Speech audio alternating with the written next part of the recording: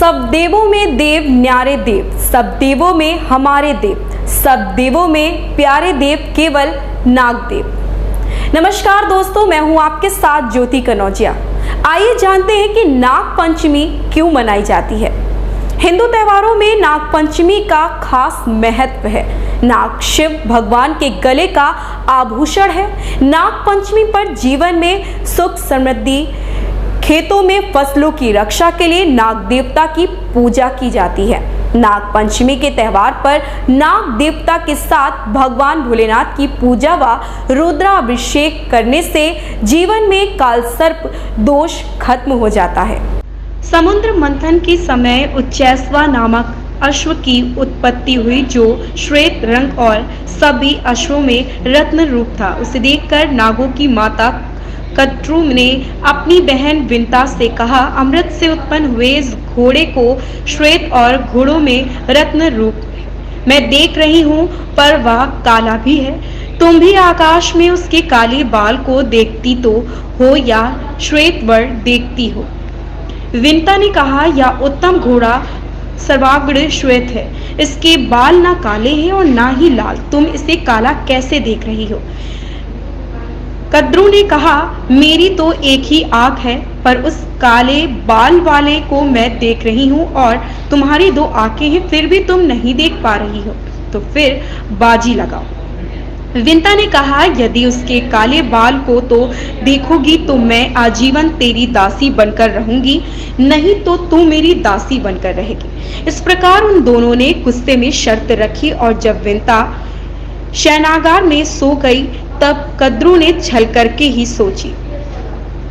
वो अपने बेटियों को बुलाकर कहने लगी कि बाल की भांति उस घोड़े की पूंछ में चिपट जाओ, जिससे इस बाजी में मैं विंता से जीत जाऊं। इसे सुनकर नागों ने अपनी छल करने वाली माता से कहा, मां, ऐसा करना अधर्म है, अतः हम लोग इस बात को नहीं मानेंगे। कद्रू ने गुस्से में आकर उन्हें श्राप दे दिया और बोली, तुम्हें अग्नि जला डाले। बहुत दिन बीतने पर पांडव जन्मेजय इस प्रकार की सर्प यज्ञ, जो पृथ्वी में दूसरों के लिए महाकठिन है, आरंभ करेंगे। उसी यज्ञ की प्रचंड ज्वाला तुम्हें जलाएगी।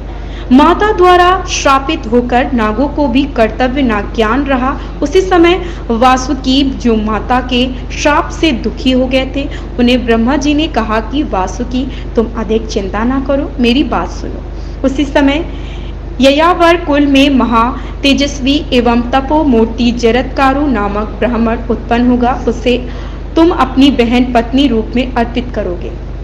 उससे आस्तिक नाम का एक पुत्र उत्पन्न होगा। तदोपरांत वह बुद्धिमान ब्राह्मण उत्तम वाणी द्वारा प्रार्थना करके नागों के लिए आरंभ किए गए उस महान और भयंकर यज्ञ को रुकवा देगा।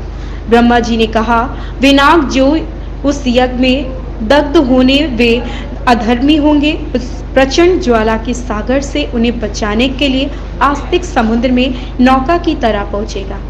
ब्रह्मा जी ने कहा, सर्पों की रक्षा का कार्य पंचमी में ही होगा, इसलिए पंचमी नागों को अति प्रिय हुई है।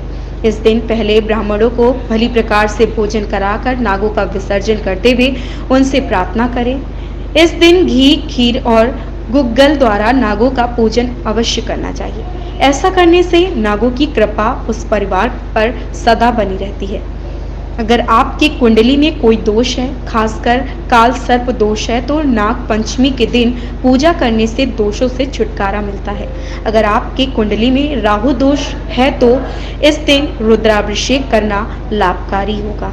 तो ये थी जानकारी कि नाग पंचमी क्यों मनाई जाती है, इसका क्या महत्व है। अगर आपको यह जानकारी अच्छी और उपयोगी लगी हो तो इसे अपने मित्रों और प्रियजनों के साथ अवश्य शेयर करें और कमेंट बॉक्स में जरूर बताएं।